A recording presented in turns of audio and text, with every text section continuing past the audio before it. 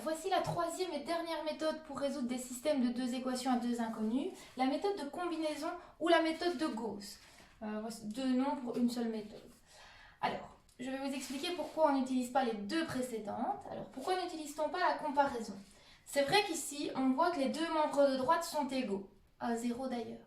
Mais si vous ne formez qu'une seule équation à l'aide des deux membres de gauche, vous voyez que vous allez avoir deux inconnus pour une seule équation. Impossible à résoudre pour le moment. Donc la combinaison, pas possible. La substitution, va-t-on savoir isoler une seule des deux inconnues pour la réinjecter dans l'autre inconnue? Compliqué. Pourquoi? Parce que vous voyez que vous avez des coefficients à chaque fois devant vos inconnus. Donc voilà pourquoi nous utilisons la méthode de combinaison. Alors, la première chose, on va remettre de l'ordre dans ce système. C'est-à-dire qu'on va commencer par les x, puis les y, le signe d'égalité et enfin le terme indépendant. Vous allez comprendre pourquoi ça paraît bien plus simple.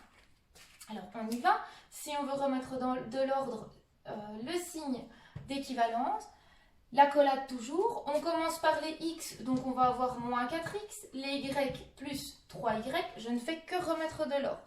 Okay, qui est égal à, alors si on a moins 7 dans le membre de gauche et que nous voulons l'éliminer pour avoir un membre de droite différent, que doit-on faire?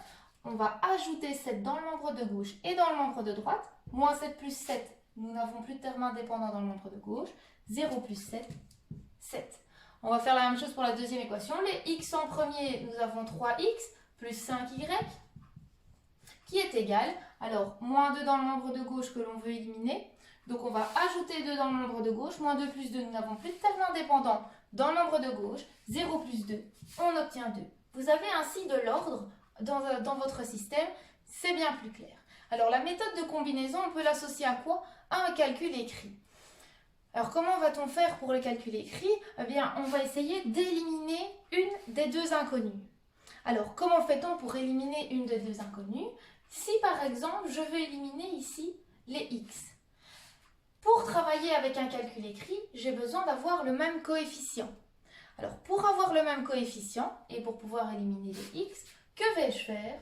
Je vais multiplier les coefficients pour avoir les mêmes coefficients. Alors, quand on a moins 4 et 3, eh bien, si je veux avoir le même coefficient, même si ce sont des nombres opposés, je vais penser à quel nombre? Au nombre 12. Alors, pour ici avoir 12 ou moins 12, vous comprendrez après qu'on peut utiliser une addition ou une soustraction dans le calcul écrit. Je vais multiplier ici moins 4x par 3 pour obtenir moins 12x. On multipliera donc par 3 au niveau des x pour pouvoir les éliminer. Attention, nous allons devoir multiplier toute l'équation. Je vous montre dans un instant. Et ensuite, pour obtenir 12 ici au niveau du coefficient de x, je dois multiplier par 4.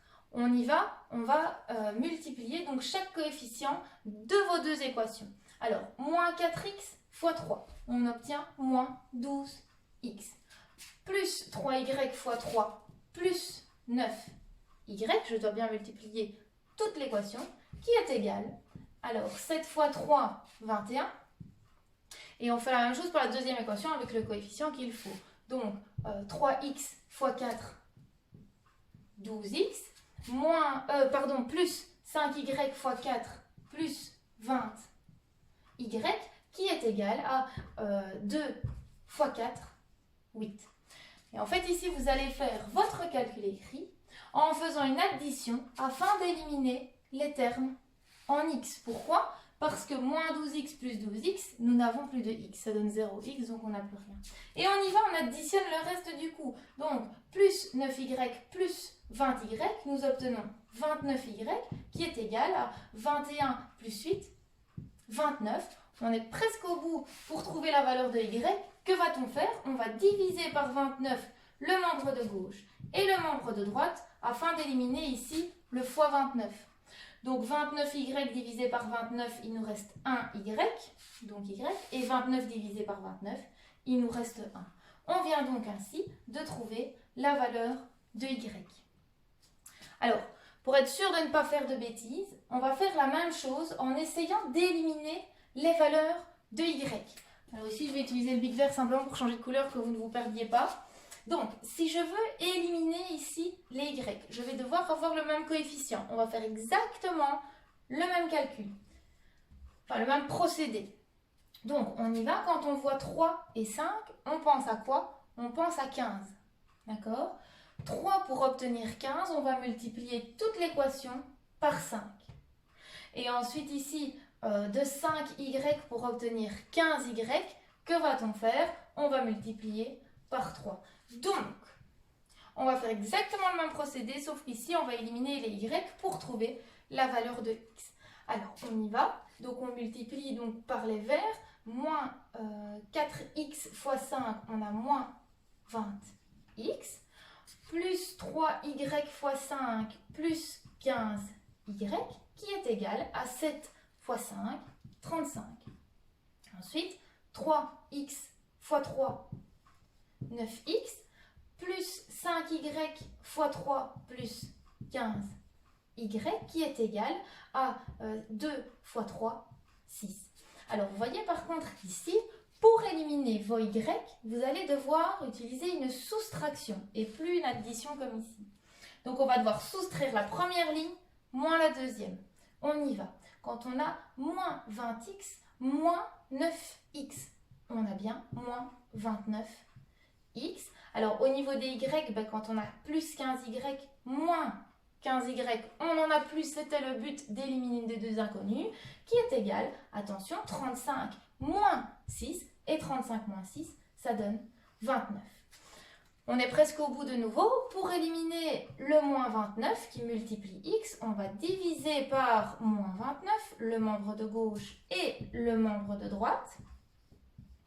Et donc, moins 29x divisé par moins 29, il nous reste un x, donc x, qui est égal.